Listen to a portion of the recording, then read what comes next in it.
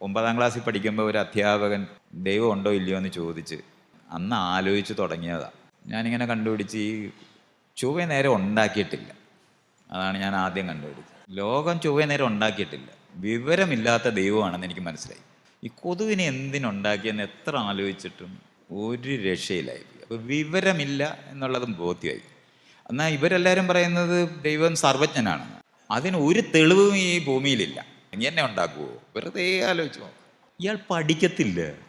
നമ്മളൊക്കെ ആണെങ്കിൽ ഒരു തവണ വീണ് കഴിഞ്ഞാൽ അങ്ങനെ വീഴരുതെന്ന് ആലോചിക്കും. ഇതങ്ങനെയല്ല. ഇതുപോലെ നമ്മളെ പോലുള്ള കോന്തന്മാരെ ദിവസം ഉണ്ടാക്കും എന്നുള്ളതാണ്. എന്തൊരു വിവരം!